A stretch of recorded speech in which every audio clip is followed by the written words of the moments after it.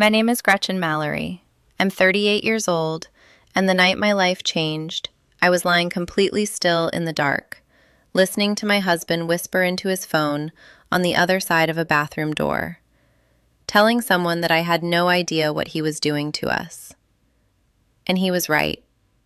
Up until that exact moment, I didn't. It was 2:14 in the morning. I know the exact time because my phone lit up the ceiling for just a second when I half woke. One of those moments where you're not sure if you were ever really asleep.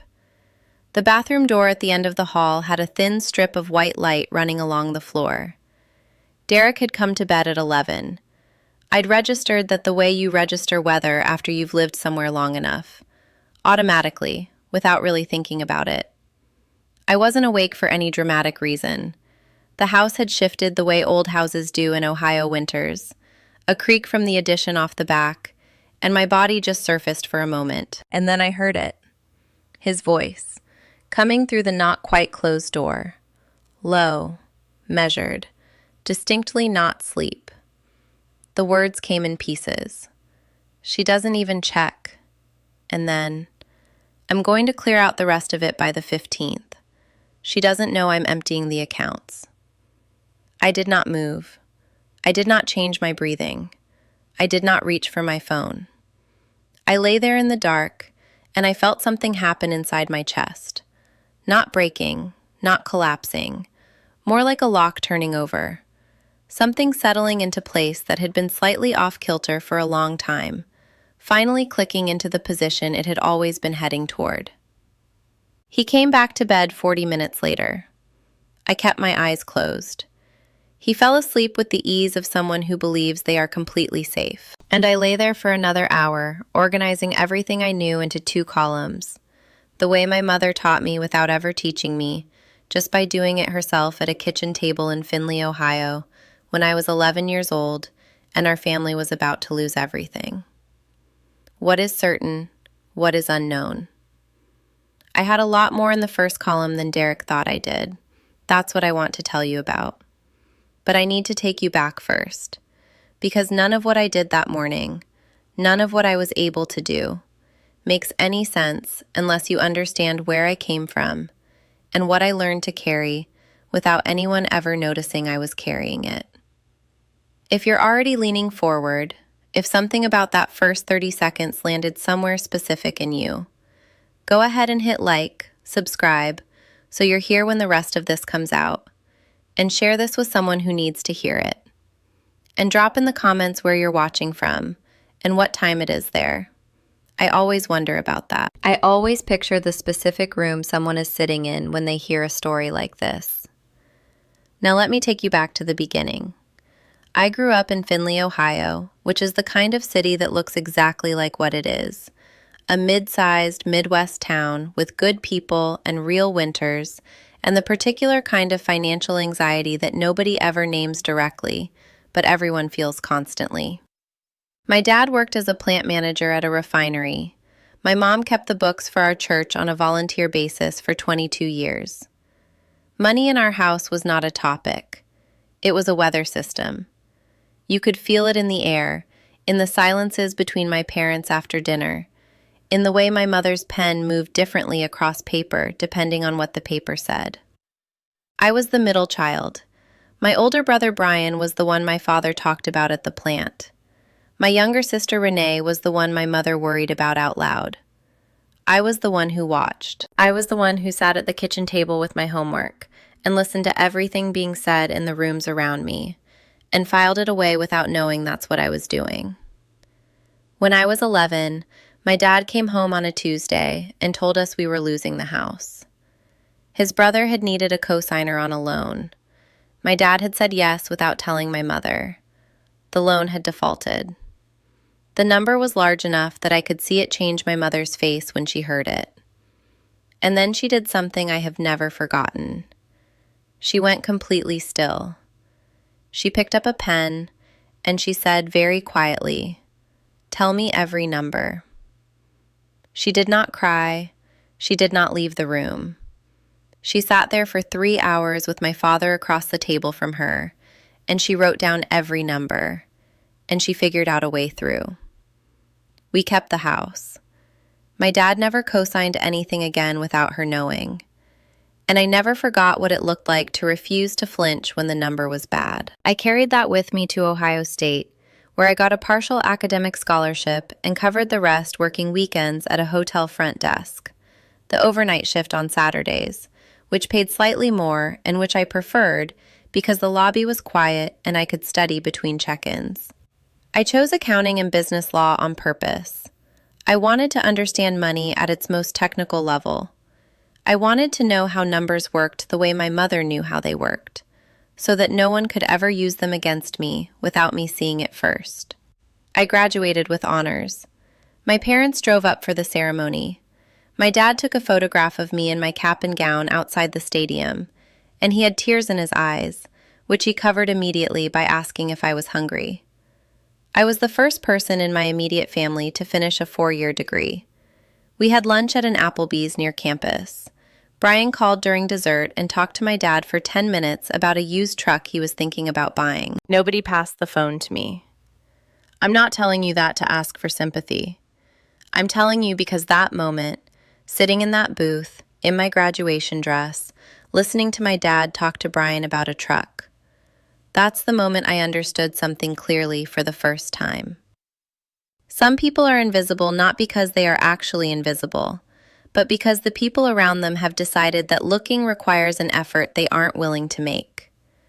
And if you have ever been the one who built something real, genuinely real, from nothing, with your own hands and your own hours, and had the people who were supposed to celebrate you turn it into a footnote, then you already understand everything I felt sitting in that booth. The person who noticed, the one who actually saw what that day meant, wasn't anyone in my family. It was the woman at the front desk of the hotel where I'd been working for 3 years, a woman named Patricia who was 61 and had been there longer than anyone. She was not working that Saturday. She had come in on her day off because she'd looked up the graduation ceremony schedule, and she knew I'd be walking.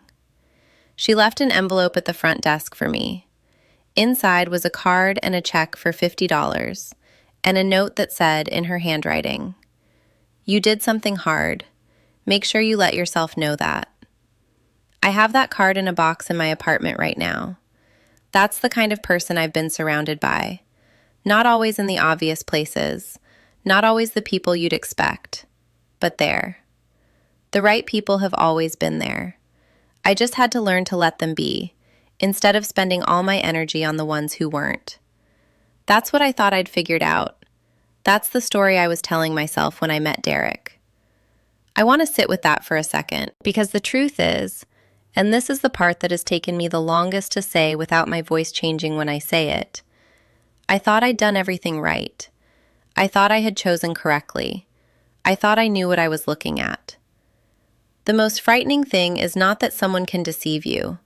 It's that they can do it using the very version of yourself that you worked the hardest to build. He didn't get through my defenses because I was careless. He got through them because he looked, at first, exactly like someone who had come to see me clearly. And I had been waiting, longer than I realized, to be seen. I met Derek Mallory at a work function. Not mine, a colleague's.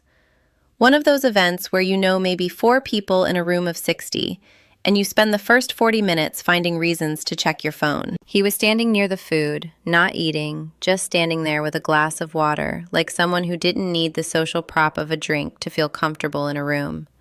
I noticed that first, the stillness of him. He introduced himself without a preamble, no opener, no comment about the event, just his name, and then a question about what I did, and then, when I told him, a follow-up question that proved he'd actually heard the first answer.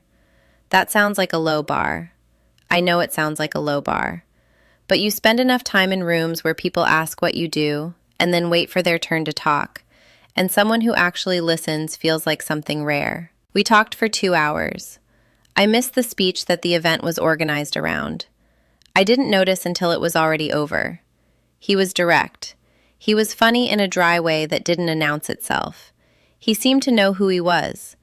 And when he walked me to my car at the end of the night, he didn't try to extend the evening or push for anything. He just said he'd like to take me to dinner, and he asked if that would be all right. And there was something in the way he asked, like my answer genuinely mattered either way, that I found disarming in a way I wasn't prepared for. We were married 2 years later. 9 years ago. I want to be fair to the early years because fairness is important to me, even now, even here. The early years were real. The house we bought in Clintonville, a older colonial with a porch that needed work and a backyard that Hector immediately claimed as his personal territory, that felt like something I had built, not something that had happened to me. I was making $74,000 at Harwick and Lorne. Derek's consulting work was variable, but seemed solid. We had a joint account that we both contributed to, and I had my own savings account that I'd kept since before the marriage. Not secretly, just separately. An old habit. The kind of habit that turns out to be a form of wisdom you didn't know you were practicing. The miscarriage happened 3 years ago. I was 11 weeks. We were in the middle of telling people, that specific window where you've started but haven't finished, and then suddenly you're making a different set of calls. I don't talk about it much.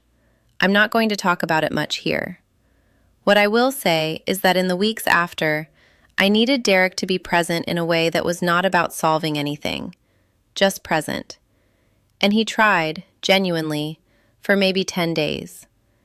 And then he went back to his life with a kind of efficiency that I couldn't match and couldn't understand, and something between us shifted in a way that neither of us ever directly named.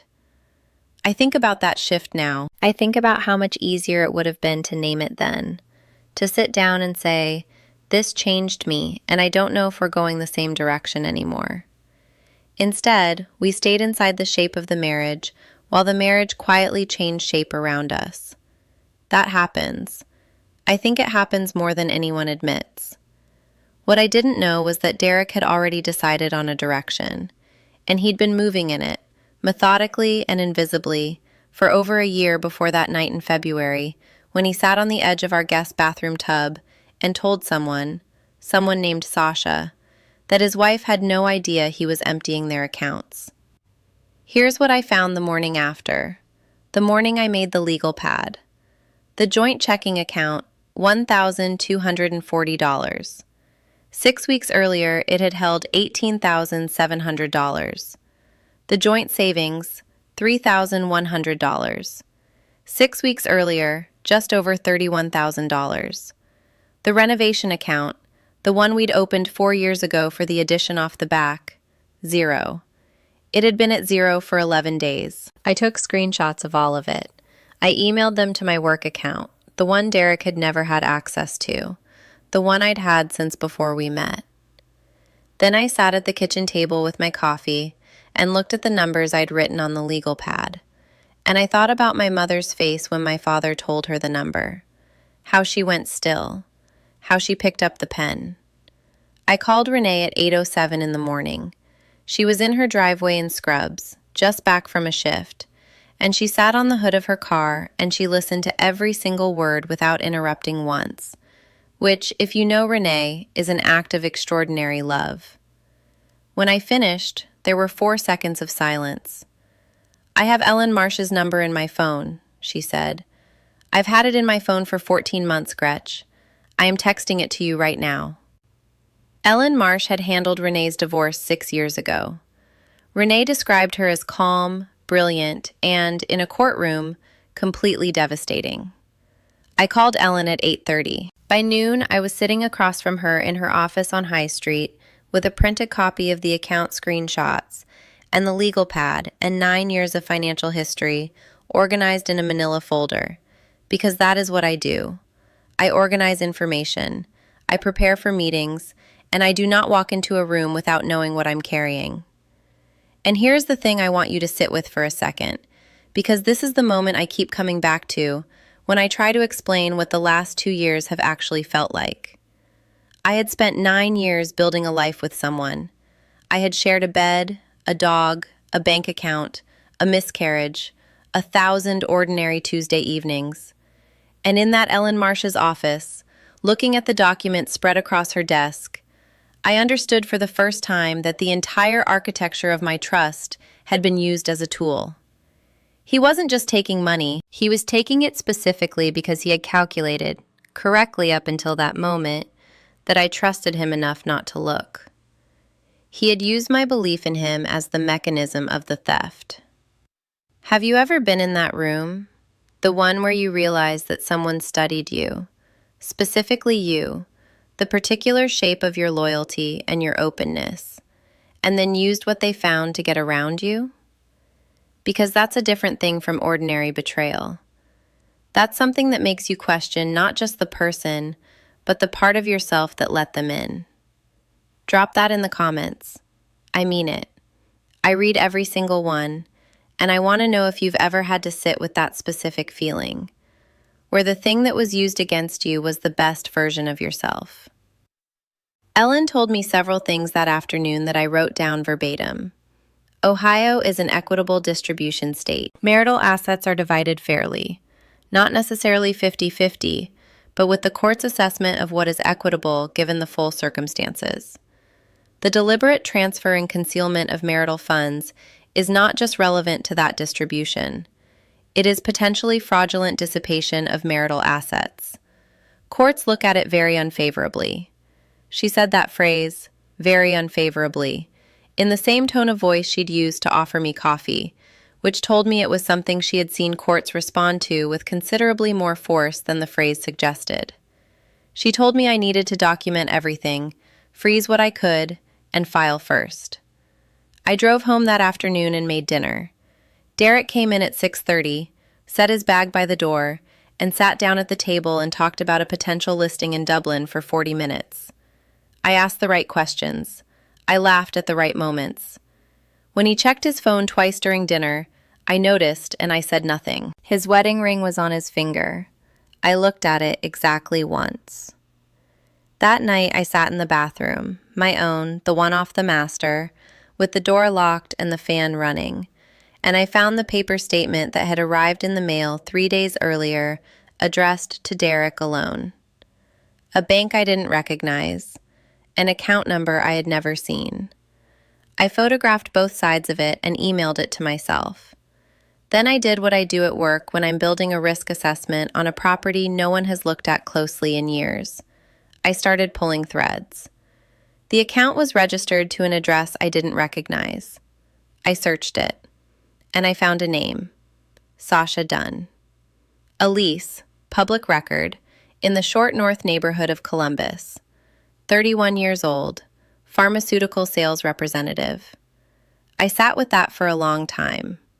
Longer than I sat with the account numbers. Because the account numbers were about money, and money I understood. Money had rules, money had remedies, money had Ellen Marsh on High Street. But Sasha Dunn was a person, and she was, as far as I could tell from everything I was looking at, someone who had been told a particular story about what her life was, and that story had been constructed around a lie she had no way of knowing was a lie. I knew what that felt like. I had been living inside a version of it myself. I did not make the decision immediately. I sat on the edge of the bathtub, the same bathtub, I realized, where Derek had made his phone call. And I thought about what I would have wanted. If someone had known, if someone had had the information and made the choice to let me keep not knowing because it was simpler, because it wasn't technically their responsibility, because the math of involvement was unfavorable. I thought about Renee, who had kept Ellen Marsh's number in her phone for 14 months because she had seen something she couldn't fix, but refused to let go of completely. I thought about Patricia at the hotel, who had come in on her day off. I opened my laptop. I wrote Sasha Dunn a short email. I identified myself by name. I said I was Derek's wife. Current, not former, not separated. I attached 3 screenshots. I asked for nothing.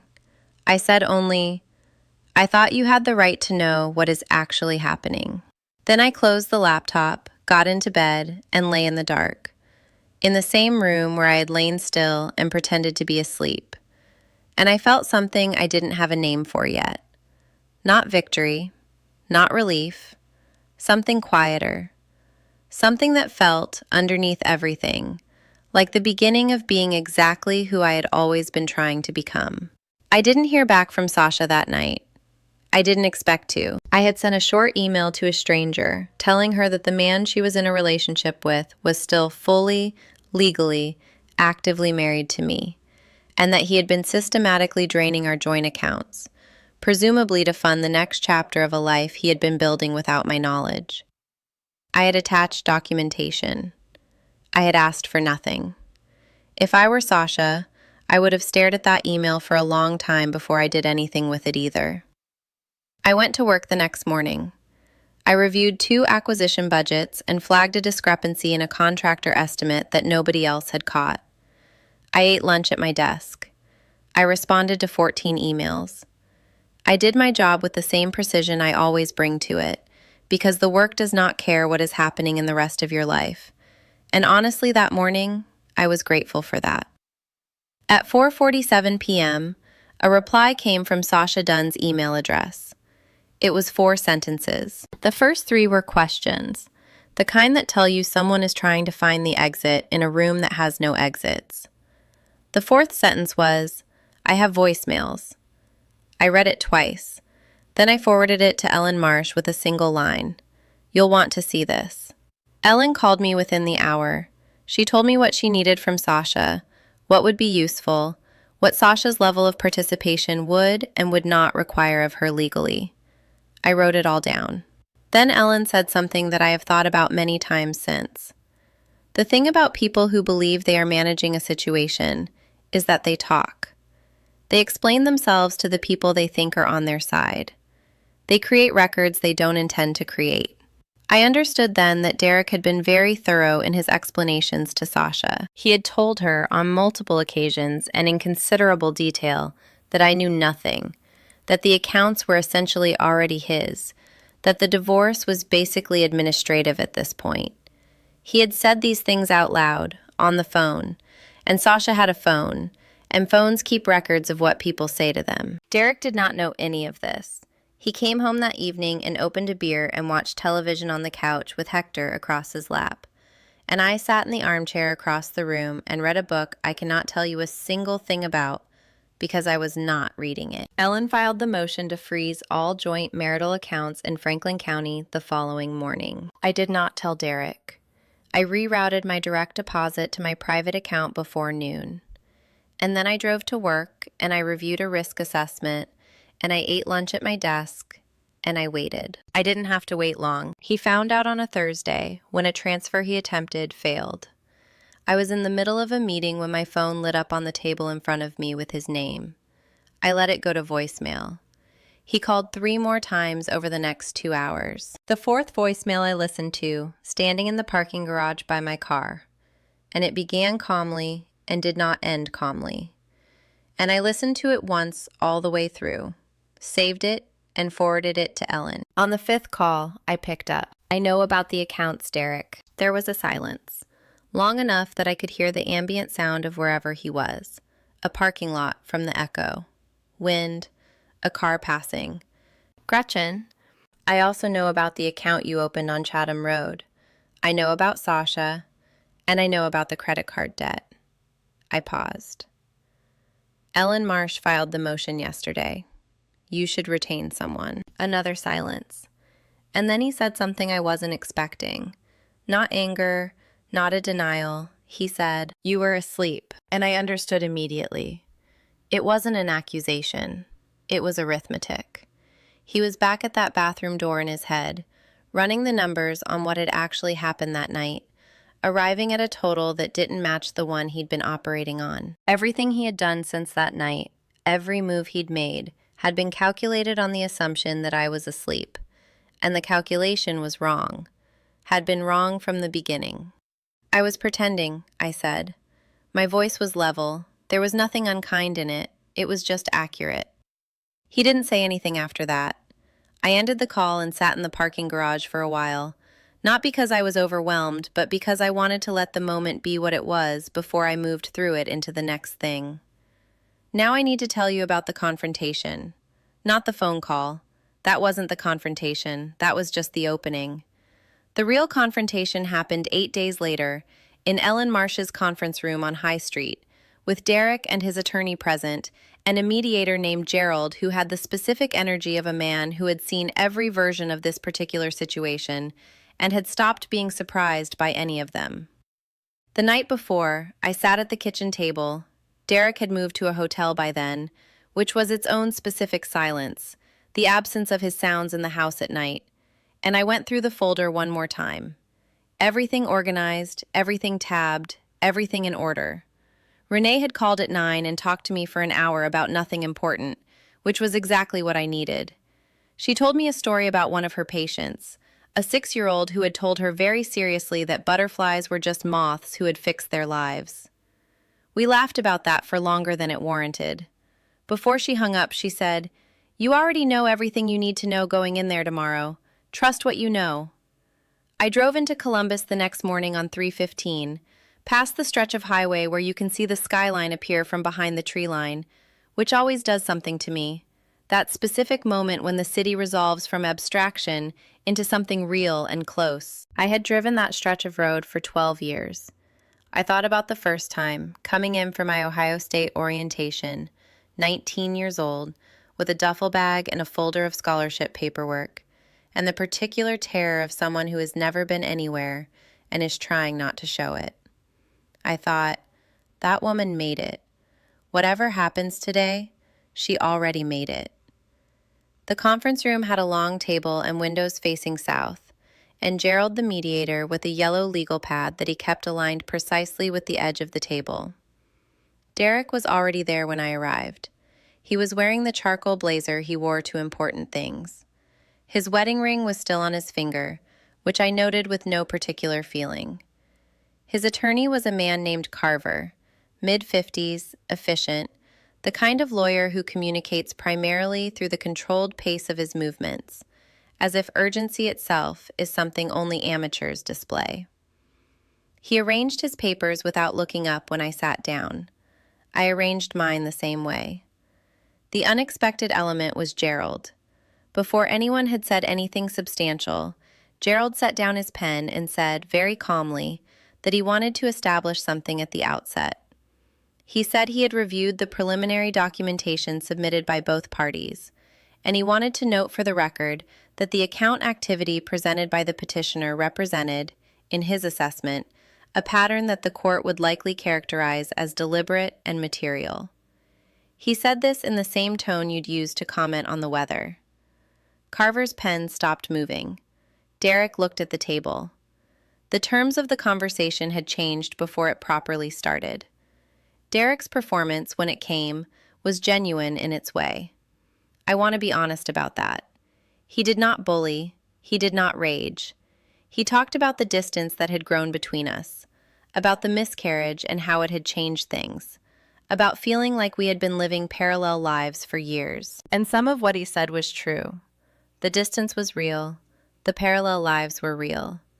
He was using real things, true things, and framing them as justification for a decision he had made unilaterally and secretly. And the gap between those two things was the entire moral weight of the room. And then his own attorney, reading from a document, accidentally said the date. The date Derek had opened the account on Chatham Road. It was 4 months before the miscarriage. I looked at Derek. He looked at the table. And I understood something I hadn't understood before that moment. That the distance he was describing, the growing apart, the parallel lives, he had not been drifting toward that. He had been moving toward something else entirely, and the marriage had just been the thing he hadn't yet finished leaving. I opened my folder. I slid 3 pages across the table toward Gerald. The account statements, the transfer records, and a printed summary that Ellen had prepared showing the timeline of withdrawals mapped against Derek's stated income for the period. Gerald looked at it. He made a note on his legal pad. He aligned the pages with the edge of the table. "These will be entered," he said. I looked at Derek then, not with anger. I want to be very precise about what I felt in that moment, because I think it matters. I felt the way you feel when something heavy that you have been carrying for a long time is finally set down. Not relief exactly. More like the physical recognition that your arms were holding something all along, and now they're not. And the absence of the weight is its own kind of information. He looked tired. Not caught, tired. Like someone who had been maintaining a very complicated thing for a very long time, and had finally run out of the energy to maintain it. And for just a second, 1 second, I saw the man I had met at that work function. The one standing near the food, not performing, just still. And I understood that person had been real too. That the man who had deceived me and the man who had once listened to me for 2 hours in a parking lot were the same person. And holding both of those things true at once was the hardest piece of arithmetic I had ever done. This is the moment, right here. This is the one I couldn't name when it was happening and still struggle to name now. Not the anger, not the vindication, but this. The specific grief of seeing someone clearly for the first time and realizing that seeing them clearly means accepting that you never fully did before. If that landed somewhere in you, if you know that particular weight, hit that like button. Subscribe so you're here for every story.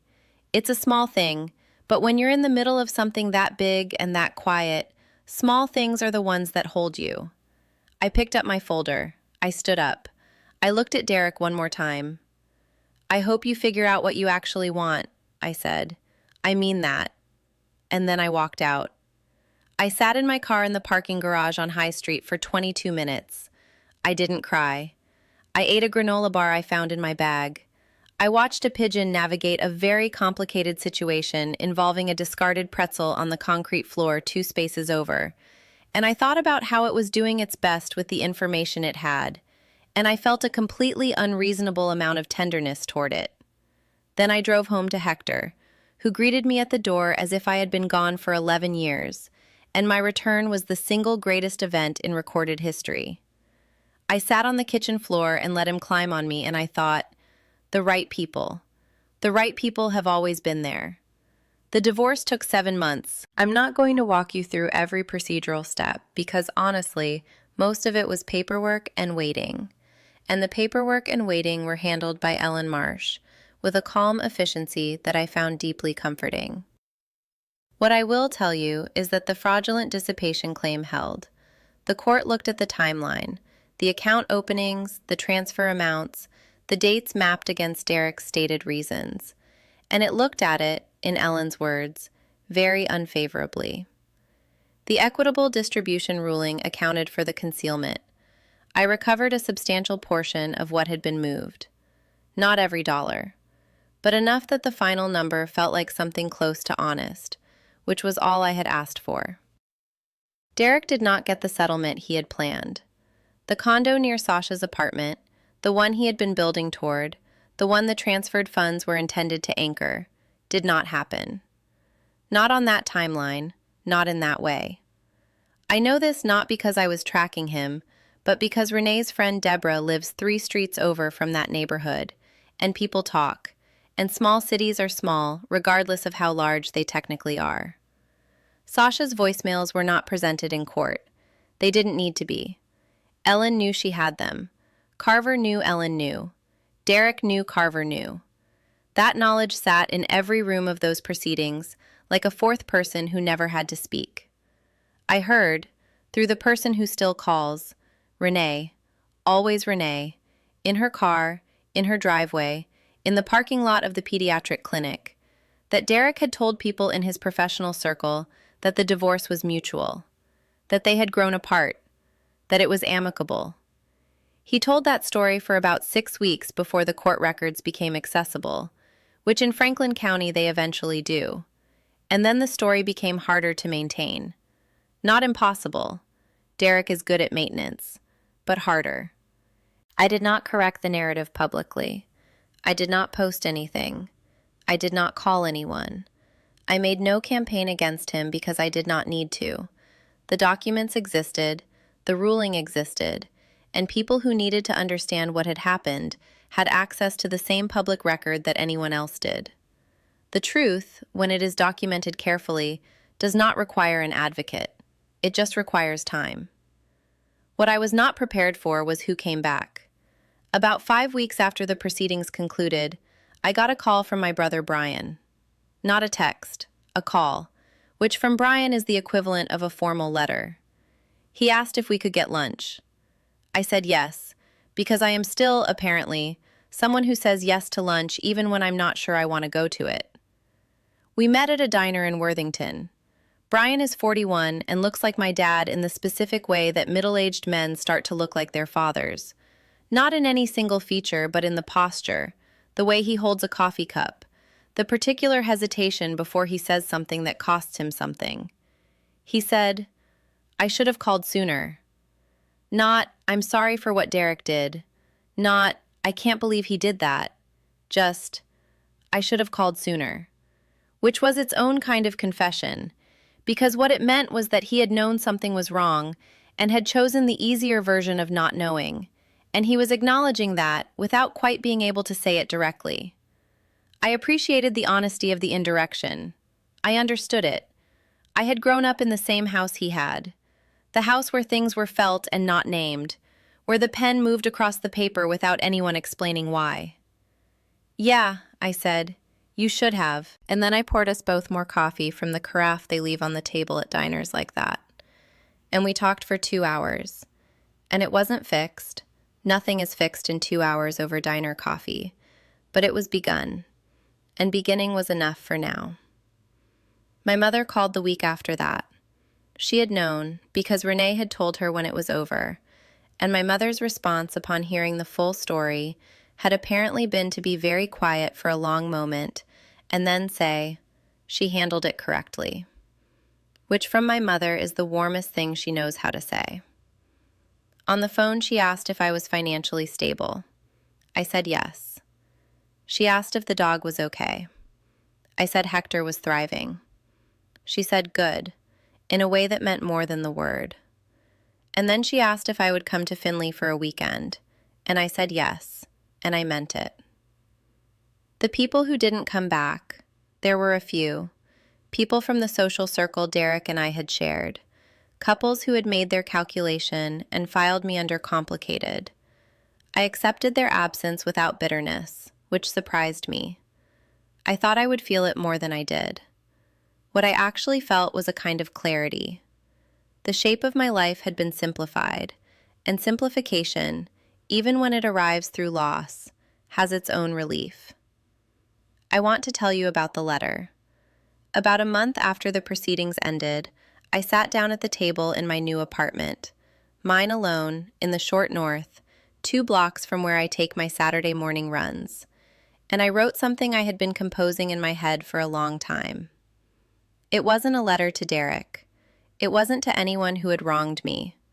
It was to the 11-year-old version of myself, sitting at the kitchen table in Findlay, watching her mother pick up a pen. I wrote, "You were always watching because you understood that watching was how you would survive.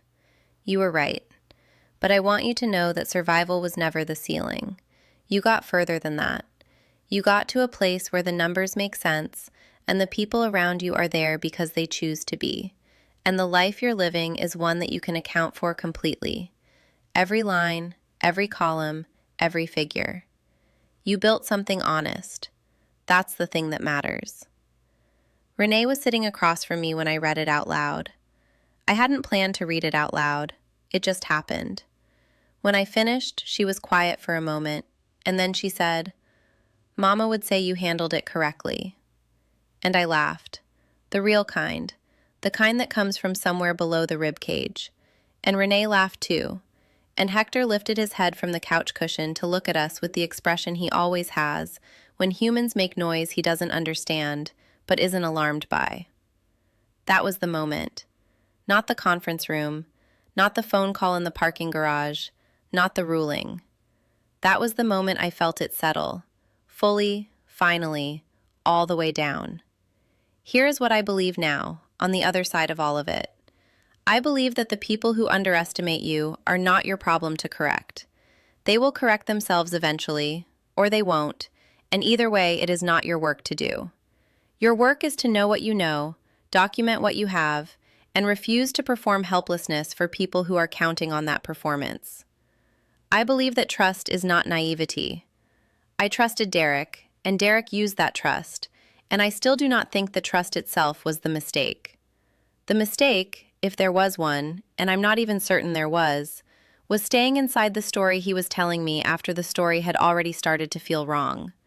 That particular feeling, the low, persistent wrongness you talk yourself out of, I will not talk myself out of it again. I know too precisely now what it costs.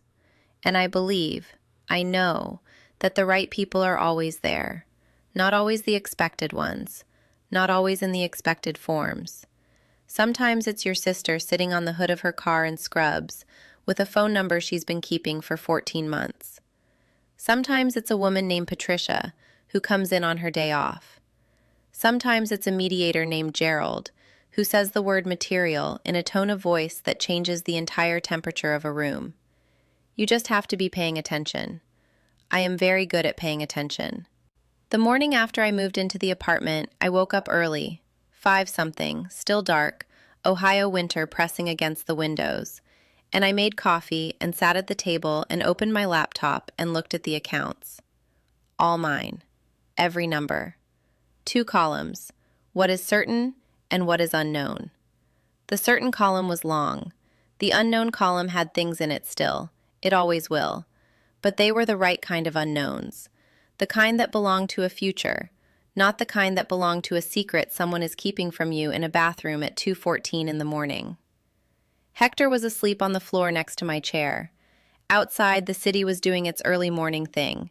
A truck on the street, someone's dog, a light going on in the building across the way. I watched the light in that window for a while and thought about the person sitting inside it, whoever they were, starting their day. My name is Gretchen Mallory. I'm 38 years old, and I finally know what it feels like to be exactly where I'm supposed to be, sitting at my own table, with my own numbers, in my own life, with a dog who loves me with an openness I am actively trying to learn from. Before you go, I want to ask you something, because this story, at its center, was never really about money or legal motions or conference rooms on High Street. It was about the moment you realize you have been treating your own awareness like an inconvenience, like your instincts were the problem rather than the information. And I want to ask, has there ever been a moment in your life where you knew something, truly knew it, and talked yourself out of knowing it because trusting what you knew felt like too much to carry? Leave it in the comments. I read every single one, and I mean that without qualification. And if this story stayed with you, if something in it felt like something you've been trying to say out loud yourself, hit like, subscribe so you don't miss the next one, and share it with someone who needs to hear that being underestimated is not the same as being wrong. It never was. It never will be. I'll see you in the next one.